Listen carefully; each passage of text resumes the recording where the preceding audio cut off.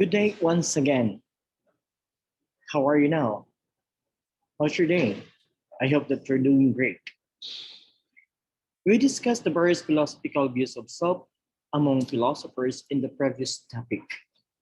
We tried to emphasize something that needs us to be enlightened, that our resolves to be awakened, especially it leads us to our great consciousness on how we'll be able to deal with people surrounds us and how we'll be able to submit ourselves in the society. This day, we're going to talk about the vital role or the vital take about the multidisciplinary approach to education. So, why is it so vital? So, why is a multidisciplinary approach to education so important? Because it provides a more comprehensive and broad framework for evaluating the sources and effects of problems, as well as finding connections between these points to explain solutions. To improve your ability to think about things from several viewpoints at once, as well as quantify various ripple effects by looking at how they emerge across different domains and relationships. For us to understand further, let's try to define first what is self. What is self exactly? There are various dimensions to the self. These elements, such as self awareness, self esteem, self knowledge, and self perception, make up the self's integral pieces. The person can adapt, edit, and add, or modify himself or herself using these aspects in order to attain social approval. In psychology, the self is a crucial topic. It asserts that the self is either the individual's cognitive or emotive representations or representation. Affective refers to or arises from feelings impacted by emotions, while cognitive refers or to involves conscious intellectual effort. Now, para mas lalo pa nating maintindihan at maunawaan, isa-isahin natin to.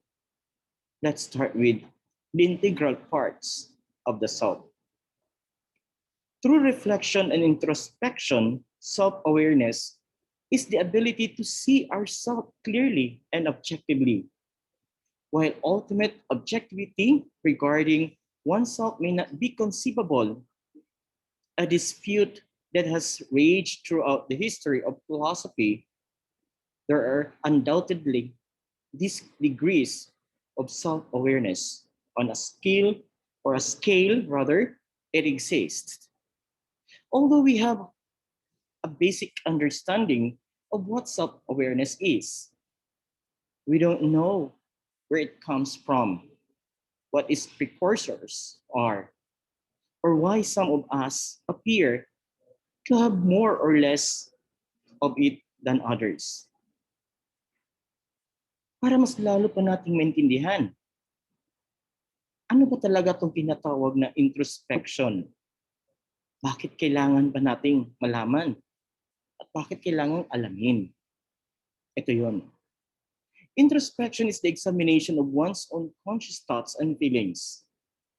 In psychology, the process of introspection relies on the observation of one's mental state, while in a spiritual context, it may refer to the examination of one's soul. Again, if you're going to talk about introspection, the investigation of one's own conscious thoughts and feelings is known as introspection. In psychology, introspection refers to the observation of one's mental state, although it can also refer to the investigation of one's soul in a spiritual setting. Paano natin maintindihan if we don't have self-knowledge? Kailangan maintindihan natin kung anong ibig sabihin ng self-knowledge. Baka kako ang naintindihan ng isa ay hindi naintindihan ng isa. Ang naintindihan ko, hindi mo naintindihan. Ang naintindihan mo, hindi ko rin naintindihan. So let's try to define what is self-knowledge. Self-knowledge is the understanding one's own reason or reasons, character, and beliefs as defined by self-knowledge. Allows one to live a life free of regrets para wala kang pagsisihan. Mahirap na magsisisi ka pa sa bandang dulo. It also provides direction and makes manipulation extremely difficult. The greater one's self-awareness, the easier it will be to navigate challenging times. Pag aware ka na talaga sa sarili mo, pag meron ka na ditong kaalaman kung paano mo i-drive yung sarili mo, so definitely, whatever challenges that comes to your life, madali na lang malampasan. At sabihin mo na lang, kaya ko to. Nalampasan ko na ngayong iba eh. Ito pa kaya? So, this is due to one's innate ability to trust, understand, and realize the best course of action for their best interest. Tiwala sa sarili, naintindihan yung sarili, at higit sa lahat, may kumpiyansa sa sarili. At may kaalamang ang king dinadala kahit anumang dagok at pagsubok ay kinakaya sa lahat ng aspeto. Self-awareness is regarded as one of the few methods for breaking free from cultural conditioning and achieving higher levels of happiness and consciousness. So, para mas lalo pa natin maintindihan, tuklasin muna natin ano itong tinatawag na self-concept. The phrase self-concept refers to how a person thinks about, kung paano mo iniisip, paano mo inusgahan or judges or views himself or herself. To have an idea of oneself, and one must be conscious of oneself. Imposible na nanghusga ka, hindi ka aware. Imposible nakikita mo yung sarili mo, pero sinabi mong hindi ka rin aware. Posible yun. Posible na nag-isip ka, sila hindi. Tapos nakikita mo yung sarili, ay hindi ko napag-isipan yun, sorry ha. Posible yun. Sometimes, denial din tayo sa ating sarili. So what are the two concepts of self? The one is the existential self. Existential self. This is the most fundamental aspect of the self-scheme or schema or self-concept. The experience of being different and distinct from others and the consciousness of the self's consistency. Sir, ano ba yung self-scheme? Bakit siya tinawag na scheme? Sino ang may akda niya ng self-scheme? Halika, isa-isahin natin para mas lalo mong maintindihan. According to John Piaget, coined the term scheme to describe our abstract ideas. Ideas, the schemas or schemata, okay, are conceptual units that can be categorized hierarchically and linked together in complicated webs. Pero hindi nasisira. Have you seen the webs? Patuloy connected pa rin to each other at may proper direction. Yung idea mo ngayon, nakikita mo, dito lang. Hindi mo nakikita in your naked eyes. Pero dandahan mo siyang binuo hanggang sa maglabas kung ano yung idea dahil pinapakita mo na to. So, what do you mean by schema? A schema is a mental model or notion that aids in the organization and interpretation of data. Schemas are useful because they enable us to take shortcuts when understanding the large amount of data available in our surroundings. So yung nakikita mo sa idea mo, dahan-dahan mo siyang i-interpret. And even somebody can able to interpret around that if you're going to share it. At yun lang, matuklasan mo ngayon kung gaano to kahalaga. Kasi ano ba talaga, what role does self-schema play in your life? Self-schemas help to facilitate the processing of incoming information to guide our action, your action, my action. They are important aspect of our general self-concept. Halimbawa, kung paano ka mag-isip sa iyong sarili ngayon, sa ating sarili, kung paano ito nakikita. How we think of ourselves. At paano din tayo lubusang nakilala ng mga taong nakapaligid din sa atin. Okay? Now, the second one is the categorical self. After realizing that he or she is separate, experiencing being the youngster realizes that he or she is a world object. Tayong lahat to, ha? Hindi lang siya, hindi lang ako, hindi lang ikaw, tayo, the world object. Like other items including people, the infant is becoming aware of himself or herself as an object that can be experienced and has attributes. So, kaya ng large, little, red, smooth, and so on. Itong mga klaseng ganito ng mga object na ma-identify din natin. Sa kid, sa babies, kung sino yung panay na makikita, tumatatak na yun sa kanilang mata, sa kanilang memory. Kaya minsan magsabi ka, ba't nag-iyak ang baby pag kinukuha ng iba? Because they are aware that somebody was able to take care of them. Here comes a stranger na hindi pa nila nakikita, pero bigla siyang kinuha. Kaya yung term natin, kumikilala na yung bata. Hindi mo siya basta-basta mananakaw. Lalo-lalo na pag narinig niya parati yung boses ng kanyang mama, ng kanyang papa, here comes darating ka sa buhay niya, kunin mo siya bigla, iiyak niyan. Huwag paiyakin ang baby. Mahalin. Huwag mong gayahin yung minamahal mo na pinapaiyak ka. Okay? How about your self-image? How you see yourself now? This does not have to correspond to reality. Indeed, a skinny person with anorexia may have a negative self-image and believe they are obese. Kaya delikado yun. Try to look up, try to get a mirror, and try to see yourself. Kung skinny ka na masyado, tapos panay tingin mo sarili na tumataba ka, there's something wrong.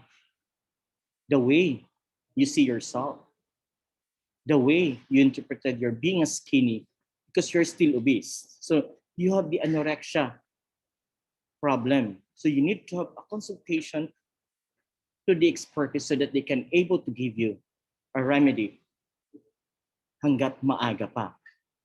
Many things influence a person's self-image, including familiar influences, friends, the media, and so on. So there are 4 types of self-image. One, the physical description. How can you able to describe yourself?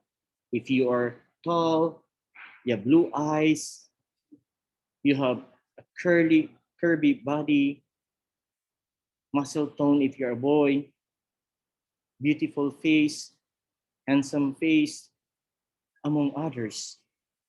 Yun ang pagbigay mo ng description. How about sa social roles? We are all social beings and our roles have an impact on our behavior. Roles such as student, housewife, or football team member help us to comprehend what is expected to us in different scenarios.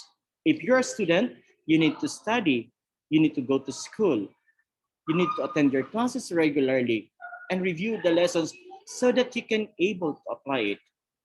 But if you're a housewife, definitely you're going to take care of your kids, you're going to prepare everything. If you're a basketball player or volleyball player, you need to go to your team for a proper training so that you can able to compete properly and condition yourself. The third one is the personal traits. Personal qualities make up the third dimension of our self-description. I'm rushed. I'm generous. I am a warrior, and so on. We are always rushing everything.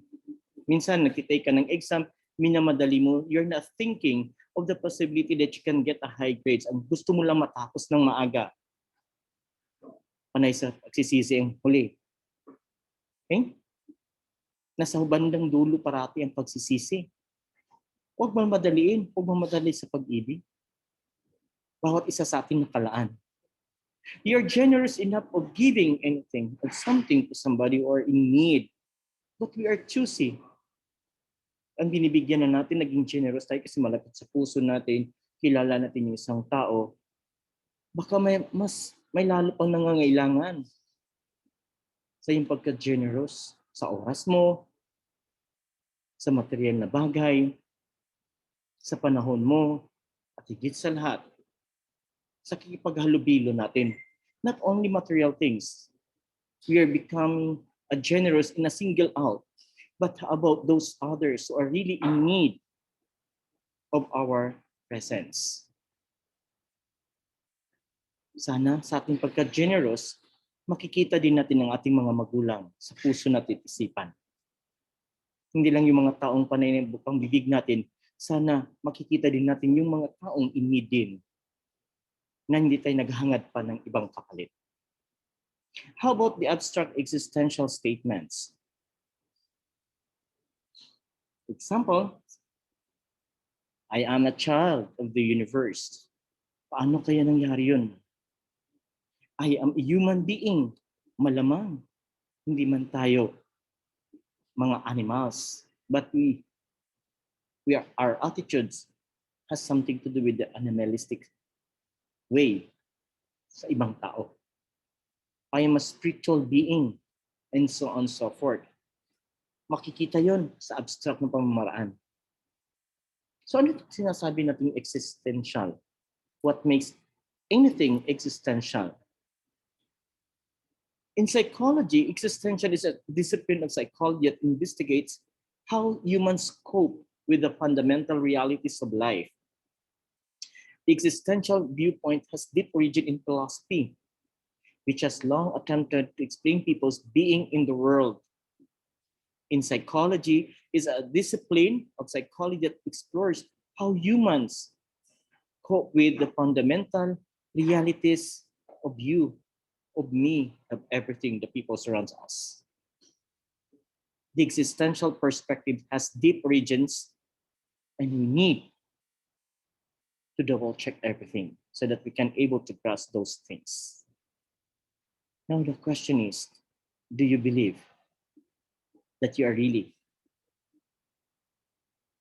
nabubuhay ngayon? Do you believe na nag-i-exist ka talaga ngayon? Sige nga, let's stop. Baka hindi ka buhay. Let's stop. Baka nang mamanhid ka na hindi mo namamalayan na you're still alive and kicking. Pero manhid tayo sa mga nakapaligid sa atin. Lalong-lalo na sa sarili nating pamilya at sa ating sarili. So, what is self-confidence or self-esteem? How do we able to extend to which you value yourself?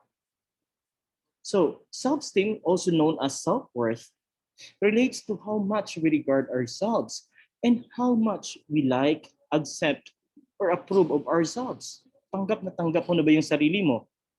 Karapat-dapat ka ba nga talaga sa ginagawa mo? You like yourself? You approve the way you portray, you behave? If not, then there's something wrong with you. Why you cannot accept yourself? Why you cannot like the way you act? Why you are always making a disapproval agreement, everything you did? Parang nagdududa ka, wala kang kumpiyansa at wala kang tiwala sa iyong sarili. Magtiwala ka. Yan ang ikaw. Kaya sabi ko dati, sabi ng well-known philosopher, ng Indian philosopher, huwag mo ikumpara yung sarili mo sa iba. Ikaw lang din ang masasaktan. The more you compare yourself to others, the more you are insulting yourself. So self-confidence or high self-esteem So, ito yung may mga positibo tayong pananaw sa ating sarili. This, this usually results in self-assurance in our talents, confidence in our own abilities, may kumpiyansa sa sarili at sa ating kakayahan. Tinatanggap natin ang ating sarili, accepting oneself, being unconcerned about what others think, wala kang pakialam, no worrying, not worrying about what others think. Kasi alam mo at kilala mo yung sarili mo, hindi ka na takot na husgahan because you know what you're doing. Because you are optimistic. Puro positibong nakikita mo. Pag high masyado yung self-esteem natin, kumpiyansa sa sarili natin, paano pag yung self-esteem natin issues or low of self-esteem, we have a negative view of ourselves. Puro negatibo nakikita sa ating sarili. This usually leads to lack of confidence, mga insecurities. Insecure tayo, marami tayong mga insecurity sa mga bagay-bagay, kaya naging unhappy ka na ngayon. Ikaw lang may kagustuhan yun. Hindi yung taong nakapaligid sa'yo. Pinili mo yun kasi ayaw mo ding magbuksan yung puso't isipan mo para sa mga bagay-bagay na nakapaligid sa'yo. Dahan-dahan nating tuklasin kung ano yung nakakatulong, ipagpatuloy. Kung ano yung nakakasama sarili, iwasan.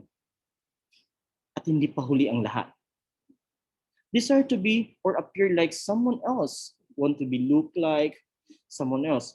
Nangarap ka na ikaw may maging sino ba mga magandang artista na sikat na ngayon masyado. Gusto mo maging Ivana. Gusto mo maging Maria Nevera. Angel Locsin. Pero ang totoong mukha mo, ikaw talaga yan. Gusto mo matangos ang ilong. Ang totoong ilong mo talaga, Pinoy ka na yung ilong natin. Minsan kinukutya natin yung sarili natin kasi ito yung ilong natin, mga palwa. Quote and quote. You must be proud of. Kasi ang mga foreigner nga, sabi nga, I like my wife because she has a very exotic look. Oh, exotic beauty ang tingin ng mga foreigner sa mga Filipina girl. Pero ikaw, iba yung nakikita mo sarili mo. Kinukutya mo sarili mo, huwag naman. You must be proud of kung ano yung binibigay sa atin ng puungoy kapal, tanggapin na maluwang sa puso at isipan natin. And also, constantly concerned about what others might think. Always nag-worry ka, worrying what others might think. Kung ano yung iniisip ng iba against sa'yo, don't bother yourself. Hindi yun nakakatulong sa sarili natin. They have their own businesses and we have your own businesses. Huwag kang magpa-apekto. And that's the reason why mahirapan kang mag-continue because naging paranoid na tayo minsan na lumabas kasi akala natin pinag-isipan tayo ng masama ng mga taong nakapaligid sa atin. Pero ikaw lang yung nag-iisip ng ganun, hindi sila. Pessimistic tayo kasi mag-isip eh. Puro negatibong nakikita. Hindi mo man lang nakita ang positibong ang siyang nagawa mo na sa iyong sarili at sa mga taong nakinabang nito.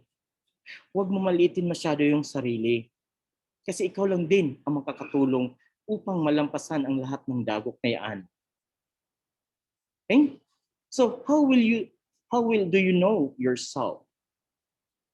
What is your level of self-awareness? Are you conscious of your abilities? Are you aware of your talents, your skills, weaknesses, and strength? Mahalaga yun.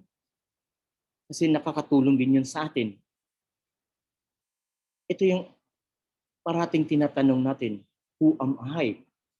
Is a constant question na mahirapan kang magsagot. First, hindi natin gaano kilala sa sarili natin. Second, wala tayong kumpiyansa sa sarili natin. Third, panay negatibong tingin natin sa sarili. Fourth, takot tayong mahusgahan. Fifth, ayaw mo nang ibahagi yung sarili mo. Kasi yun na talaga ikaw at ayaw mo talagang magpasuggest. Mahirap. Ikaw lang din ang maipit nun. Ikaw lang din ang mahirapan. It's who I am. People say when I ask or when asked to clarify their understanding of the word essence. It's who I am. When people ask to clarify their interpretation of the word, the most common responses are, it's who I am. It's me. My essence. It's who I am. Ako to. Ako talaga to. At ito yung pagkatao ko. Huwag mo maya. You're just simply sharing. I don't care what people says. The important is I know myself well. Then you, kung kilala mo na yung sarili mo, wala kang dapat katakutan. Chin up. Walk as if nothing's happened. Huwag mo silang isipin. Kasi hindi ka rin nila iniisip kung ano mangyayari sa'yo. Mahalin mo din sarili mo paminsan-minsan. Huwag lang too much. Baka maging air supply tayo o mahangin sa bandang dulo. It's what distinguishes me from the rest of the pack. It's what makes me unique and different from everyone else. Kaya sabi ko sa inyo, bawat isa sa atin ay unique. Pahalagahan natin sarili natin. Then, in addition, numerous research have been undertaken and various methodologies created from conceptions about the self in order to gain a more meaningful knowledge of it. For antiquity to the present, important philosophers have attempted to define the key attributes that make a person unique.